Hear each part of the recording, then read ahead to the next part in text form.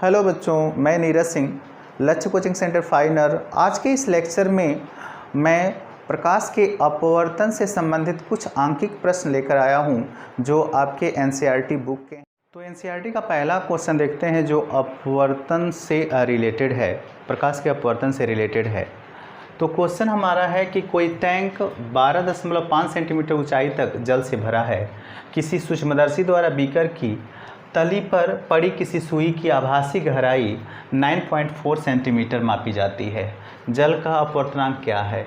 Beaker में उसी ऊंचाई तक जल के स्थान पर किसी 1.63 अपवर्तनांक के अन्य द्रव से प्रतिस्थापित करने पर सुई को पुनः फोकसित करने के लिए सूक्ष्मदर्शी को कितना ऊपर या नीचे ले जाना पड़ेगा। यहाँ एक पॉइंट होता है कि जब हम वायु के सापेक्ष किसी माध्यम जैसे जल की बात करते हैं तो जब वायु के सापेक्ष जल का अपवर्तनांक हम ज्ञात करते हैं तो उसमें यह देखते हैं कि जो कोई सुई या पिन या वस्तु रखी गई है उसकी जो है वास्तविक गहराई क्या है, या जिस टैंक की बात कर रहे हैं उस टैंक की वास्तविक गहराई क्या है, और दूसरा कि उस टैंक के अंतर्गत जो सुई रखी जाती है उसकी आभासी गहराई क्या है।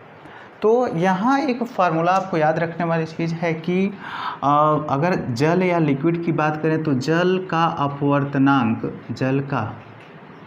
अपवर्तनांक बराबर टैंक की वास्तविक या वास्तविक गहराई, टैंक की वास्तविक गहराई कह सकते हो, वास्तविक गहराई बटा आभासी गहराई। तो इसी कॉन्सेप्ट के बेसिस पर जो है हमारा ये क्वेश्चन है कि कोई टैंक 12.5 सेंटीमीटर ऊंचाई तक जल से भरा है, यानी हम कह सकते हैं कि टैंक की जो ऊंचाई है वह वास्तविक गहराई के रूप में काउंट की जाएगी। तो यहाँ सॉल्यूशन स्टेप स्टार्ट करते हैं कि जो क्वेश्चन में जो दिया है उसको पहले लिखते हैं, उसके हिसाब से जो है हमारे पास क्या ऑप्शंस आते हैं उसके बेसिस पर हम वर्क करेंगे। तो यहाँ पर है कि कोई टैंक 12.5 सेंटीमीटर ऊंचाई तक जल से भरा है, तो वास्तविक गहराई की बात करते हैं। वास्तविक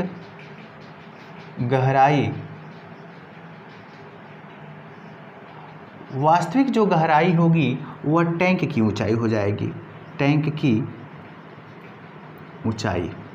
ओके, टैंक की ऊंचाई, वास्तविक गहराई मतलब सुई की वास्तविक गहराई। तो टैंक की ऊंचाई का मतलब 12.5 सेंटीमीटर वास्तविक गहराई हो गई।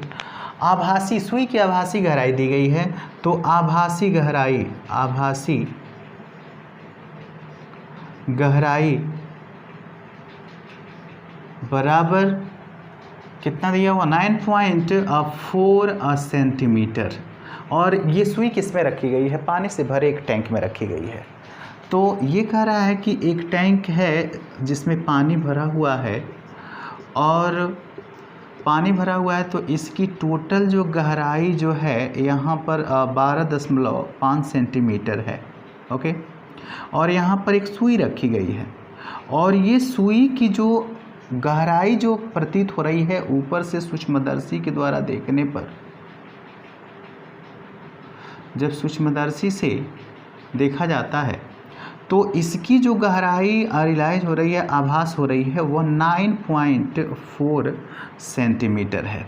9.4 सेंटीमीटर दिखाई दे रही है, जबकि रियल में जो है इसकी वास्तविक गहराई कितनी है? 12.5 सेंटीमीटर। तो ये क्लियर हुआ। अब हम बात करते हैं, तो कह रहा है कि इसमें जो जल भरा हुआ है, क्या है? इसमें जल है। ओके, तो जल भरा हुआ है तो इसका अपवर्तनांक क्या होगा? तो जल का अपवर्तनांक का मतलब ये कि ANW। ओके, तो हम चलते हैं कि जल का अपवर्तनांक ANW, जल का अपवर्तनांक बराबर जल का अपवर्तनांक इक्वल टू या सुई की वास्तविक गहराई आप कह सकते हो, सुई की वास्तविक गहराई मीन्स टैंक की गहराई बटा आभासी गहराई, आभासी गहराई। तो यहाँ देखते हैं कि आपके पास ऑप्शन है जल का अपवर्तनांक y के सापेक्ष ANW इक्वल टू सुई की वास्तविक गहराई आपके पास है 12.5 बटा आभासी गहराई 9.4 यानी 9.4। अगर डिवाइड आप करते हो यहाँ पे 12.5 में 9.4 से तो 1.33 आंसर आपका आ जाएगा। यानी जल का जो अपवर्तनांक होगा, जल का अपवर्तनांक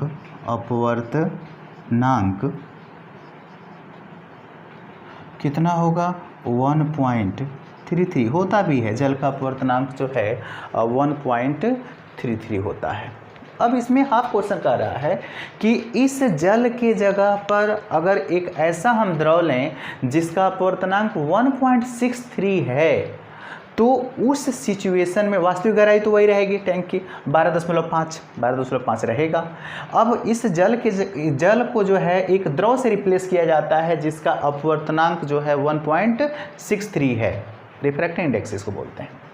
तो अब इस सिचुएशन का रहा है कि इस जल के स्थान पर द्रव भर दें तब जाकर के जो है इस सूक्ष्मदर्शी को जो है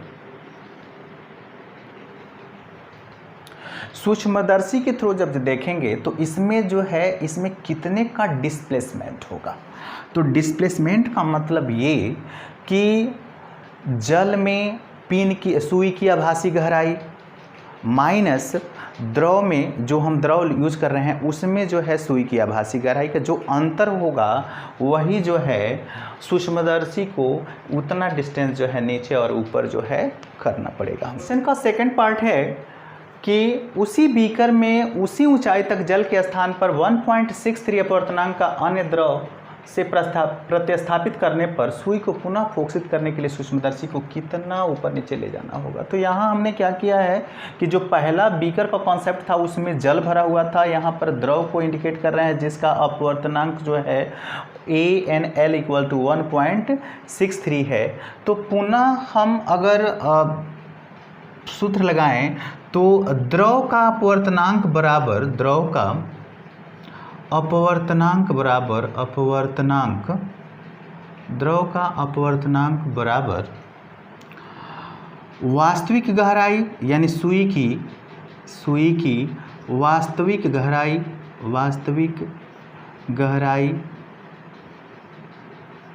बटा आभासी गहराई।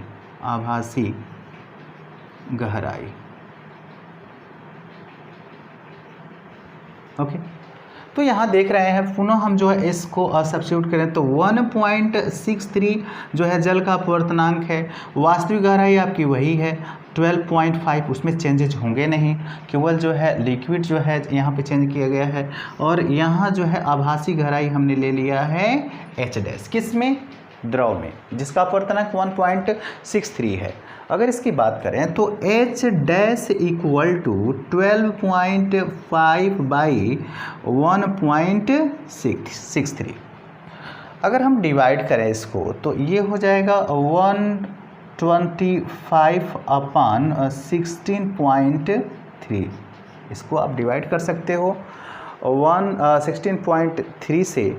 तो जब डिवाइड आप करोगे तो मिलेगा 7.7 सेंटीमीटर। कितना मिल जाएगा 7.7 सेंटीमीटर।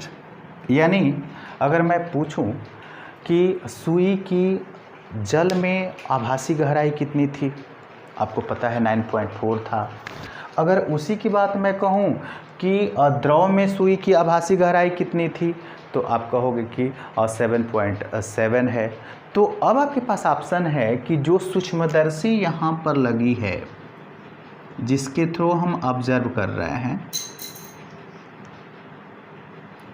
जिसके थ्रू हम ऑब्जर्व कर रहे हैं यहाँ पे, तो उसको हमको कितना जो है डिस्प्लेस करना पड़ा।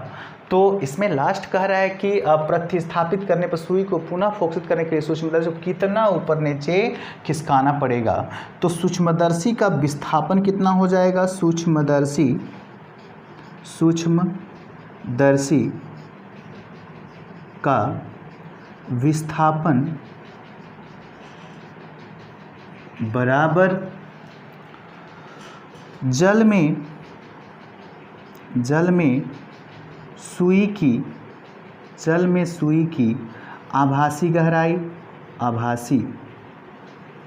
गहराई माइनस द्रव में सुई की आभासी गहराई। सिंपल सा क्वेश्चन है कि जल में सुई की आभासी गहराई और द्रव में सुई की आभासी गहराई का जो डिफरेंस होगा वही सूक्ष्मदर्शी को जो है ऊपर नीचे यानी विस्थापित करना पड़ेगा। तो यहाँ हो गया आपका 9.4 माइनस 7.7। आप सब्ट्रैक्ट इसमें से कर सकते हो और 14 में से 7 जा और 7 हो जाएगा, यहाँ 8 में से 7 जा 1 हो जाएगा। तो कितना डिस्प्लेस करना पड़ा हमको 1.7 सेंटीमीटर। ओके,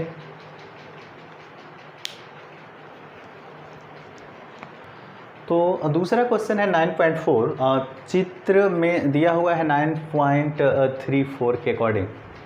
कह रहा है कि ए तथा बी में किसी आपतित किरण का अपवर्तन दर्शाया गया है। आपतित किरण का अपवर्तन दर्शाया गया है जो वायु में क्रमशः कांच वायु तथा जल वायु अंतरापृष्ठ के अभिलंब से 60 अंश का कोण बनाती है। अंतरापृष्ठ के अभिलंब से 60 अंश का कोण बनाती है। उस पर आपतित किरण का अपवर्तन कोण ज्ञात कीजिए जो जल में जल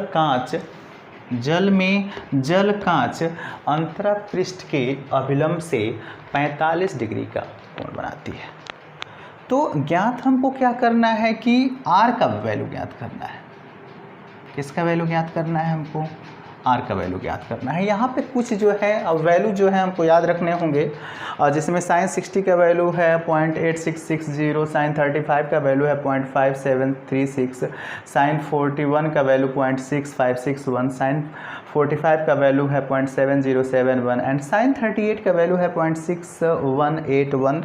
और अधिक परेशान होने की आवश्यकता नहीं है कि जब भी इस टाइप के क्वेश्चंस आपको एग्जामिनेशंस में दिए जाते हैं तो ये ऑलरेडी वैल्यू जो है डिफाइंड होते हैं और इनका हम हेल्प ले लेते हैं।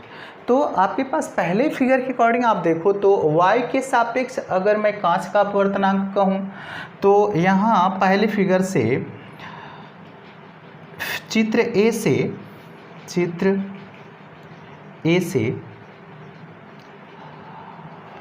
y के सापेक्ष कांच का अपवर्तनांक बराबर ANG। अगर ये एयर है तो ये एयर, अगर इसको डिफाइंड हम करते हैं तो ये ग्लास हो जाएगा। अगर ये एयर है तो ये वाटर हो जाएगा, W हो जाएगा। यहाँ पर ये वाटर है तो ये ग्लास हो जाएगा आपका। तो आप चित्र ए से देखिए ANG इक्वल टू वाई से जो है कांच में एंटर कर रहा है तो यहाँ मिलेगा sin 60 अपन sin 35।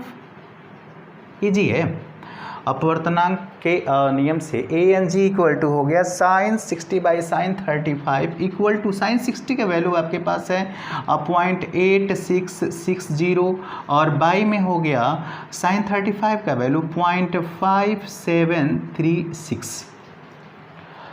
तो यहाँ जो है डिवाइड करना है आपको, तो डिवाइड आप जब करेंगे तो इसका जो वैल्यू आपको मिल जाएगा 1.51 डेसिमल हटा देंगे तो ये हो जाएगा 1.51। ओके, फिर आपके चित्र 2 से देखें तो चित्र बी में हम देख रहे हैं। चित्र बी जो है आपका है बी से, आप यहाँ से देखो, आप यहाँ दिया हुआ है कि y के सापेक्ष जो है जल का अपवर्तनांक, तो यहाँ पर हम ले रहे हैं AN और W equal to sin 60 by sin 41। तो यहाँ आप वैल्यू रख सकते हो। साइन 60 का वैल्यू कितना हो गया, साइन 60 का वैल्यू वही 0.8660 एंड साइन 41 का वैल्यू 0.6561। आप डेसिमल हटा करके अगर डिवाइड करते हो तो ये भी अप्रॉक्सीमेट जो वैल्यू होता है इस डिवीजन का 1.32 के अप्रॉक्सीमेट वैल्यू हो जाएगा, क्योंकि इसमें 65 है 57 था तो 1.32 के आसपास हो गया ये। तो यहाँ आपको मिला है A N G N A N W. चित्र सी से अगर बात करें तो चित्र सी को ऑब्जर्व करते हैं, तो चित्र सी से आप देख लो जो हमको फाइंड करना है तो ये है जल के सापेक्ष कांच का अपवर्तनांक है। तो जल के सापेक्ष कांच का अपवर्तनांक WNG equal to sine 45 degree और बाई साइन आर, जिसका वैल्यू हमको फाइंड करना है। तो आपके पास ऑप्शन है कि WNG, इसका ट्रांसफॉर्मेशन मैंने आप बैक में पढ़ाया हुआ था कि अगर आपके पास ANG मालूम है और ANW मालूम हो तो आप क्या लिख सकते हो, WNG इक्वल टू जो डिनोमिनेटर के अकॉर्डिंग है तो ANG अपान ANW। आप इस ट्रांसफॉर्मेशन बेसिस पे जाओ तो इसका वैल्यू हम लिख सकते हैं कितना, ANG और by ANW equal to sine 45 degree by sine R. Okay, अब हम चेंज करते हैं।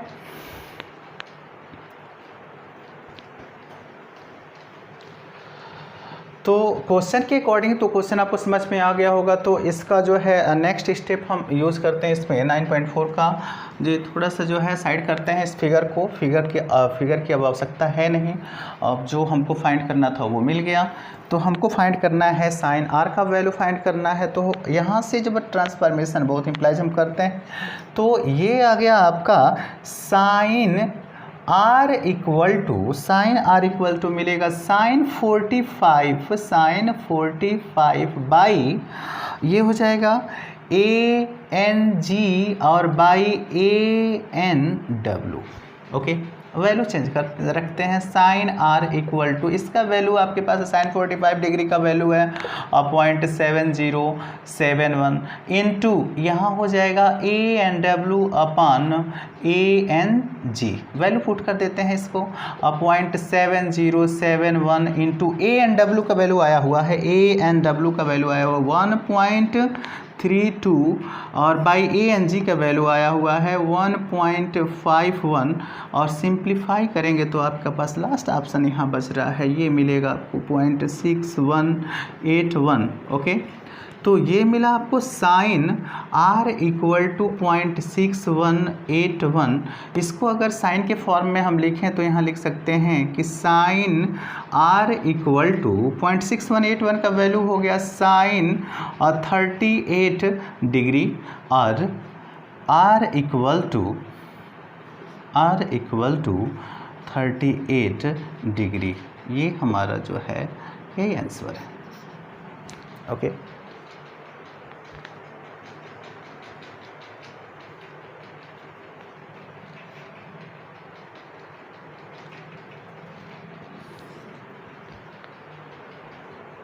अगले क्वेश्चन पे चलते हैं। क्वेश्चन है 9.5 एनसीईआरटी का। जल से भरे 80 सेंटीमीटर गहराई के किसी टैंक की तली पर कोई छोटा बल्ब रखा है। जल के पृष्ठ पर वह क्षेत्र ज्ञात कीजिए जिससे बल्ब का प्रकाश निर्गत हो सकता है। जल का अपवर्तनांक 1.33 है। तो जल का अपवर्तनांक 1.3 का मतलब ANW equal to 1.33 equal to 4/3। ये तो कॉन्सेप्ट क्लियर है। सॉल्यूशन देखते हैं। सॉल्यूशन आसान है, बशर्ते कि आप जो है इससे टर्म्स एंड कंडीशंस आप याद रखें। तो ये कह रहा है कि जल से भरे एक टैंक है, टैंक रखा गया है, यहाँ पर टैंक है और टैंक में जो है पानी का जो लेवल है वह 80 सेंटीमीटर गहरा है। ओके, ऊंचाई पे है लेवल उसका। तो ये हाइट हो गया। अब क्या रहा है कि यहाँ पर एक बल्ब रखा गया है। जिससे जो प्रकाश जो है निकल रहा है, और प्रकाश ये निकल रहा है, तो प्रकाश जो है निकल करके ये जो है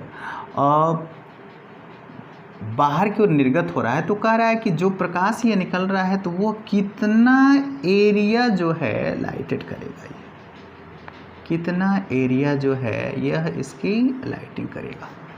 ओके, तो इसका एरिया फाइंड करना है। तो सपोज करते हैं कि जो रिक्वायर्ड एरिया है वह वृत्ताकार होगा, और वृत्ताकार होगा तो उसका रेडियस होगा। अगर ये रेडियस हमको पता चल जाता है, अगर सपोज करते हैं कि ये कॉनिकल सेक्शन के अकॉर्डिंग जो है यहाँ पर कोई एंगल थीटा बन रहा है, या हम क्रांतिक कोण की बात करते हैं, जो क्रांतिक कोण की बात कर लें। ओके, यह रेडियस जो है r है, ये हाइट आपका h है, और यही हाइट h जो है इस हाइट के अकॉर्डिंग है, यानी h इक्वल टू कितना हो जाएगा आपका 80 सेंटीमीटर।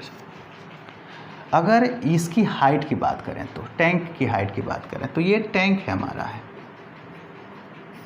ध्यान देना।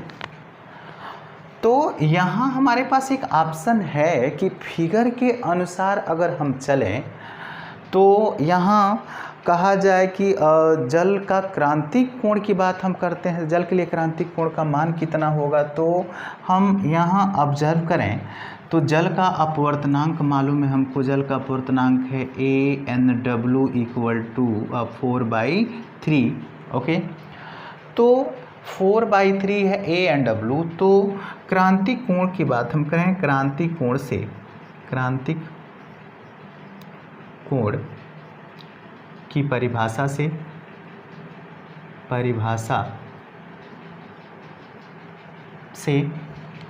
आपको मैंने बताया था कि साइन सी इक्वल टू क्या मिला था, 1/, विरल माध्यम के सापेक्ष सघन माध्यम का अपवर्तनांक। तो हम यहाँ पे अगर साइन सी क्रिएट करें तो लिखेंगे 1/, विरल माध्यम y है और सघन माध्यम जल है, तो क्या लिखेंगे ANW। तो यहाँ मिला sine C equal to 1/ANW। ANW का वैल्यू मालूम हमको 4/3 और इक्वल टू 3/4। ओके, ये साइन सी हो गया। अब ट्रिग्नोमेट्रिकल थोड़ा बेसिस चलते हैं। एंगल और साइड में जो रिलेशन था मैंने बताया था पाइथागोरस प्रमेय से। अगर इसकी बात करें तो यहाँ ये 90 डिग्री का एंगल बना, इसका परपेंडिकुलर जो हो गया आपका जो है, सपोज करो कि यह जो है h हो गया और ये जो है r हो गया, ये हाइपोटेनियस हो जाएगा इसका। तो हाइपोटेनियस की बात हो रही है, h और r की बात हो रही है यहाँ पे। तो tan थीटा, tan c की बात करते हैं तो चित्रानुसार देखते हैं, चित्रानुसार ओके, यहाँ मिला आपका जो है साइन सी का मतलब ये हो गया परपेंडिकुलर बाई हाइपोटेनियस, तो परपेंडिकुलर हो गया 3, हाइपोटेनियस हो गया 4। तो अब बेस की बात बताते हैं, तो बेस आपका हो जाएगा 4 चौको 16 - 9 इक्वल टू √7। अब हम इस चित्र से जाएं, चित्र संख्या 9.5 ही रख देते हैं इसको, इसका नाम दे देते हैं। तो क्या मिलेगा, tan c equal to, tan c का वैल्यू वहाँ से देखो आप, तो tan c इक्वल टू लिख सकते हो आप h tan c। तो tan c equal to perpendicular हो गया, r बेस हो गया आपका s, तो क्या मिला r/h। ये tan c आपका वैल्यू कितना आएगा, तो यहाँ से हम काउंट करते हैं कि tan c इक्वल टू, ये एंगल है हमारा c। ओके, तो जब अगर इससे कंपैरिजन करें तो एंगल c है, तो tan c का मतलब हो गया परपेंडिकुलर बाई बेस।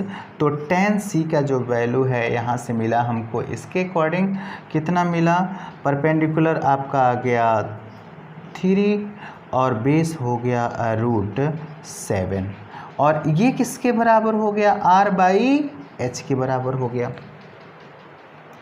तो 3/√7 के बेसिस पर जो है अब हम कैलकुलेट कर सकते हैं r/s। तो r इक्वल टू कितना हो जाएगा, h × 3/√7। h का वैल्यू कितना है 80 है, 80 गुणे 3/√7, ये हो गया हमारा r। अब ये कह रहा है कि कितना एरिया जो है लाइटेड होगा, तो रिक्वायर्ड एरिया कह रहा है कि जल का निर्गत हो सकता है बल्ब का प्रकाश जिसमें वह पृष्ठ ज्ञात कीजिए, पृष्ठ क्षेत्रफल ज्ञात कीजिए। तो रिक्वायर्ड पृष्ठ क्षेत्रफल हो गया A = πr², तो पाई का वैल्यू 22/7 और r² का वैल्यू यहाँ हो गया बाबू 80 गुणे 80 इंटू 3/9/7। अब इसको सिंप्लीफाई कर देंगे।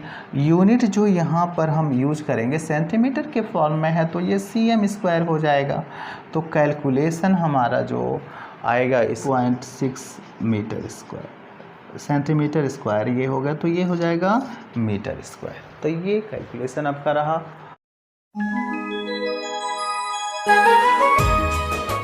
जय हिंद।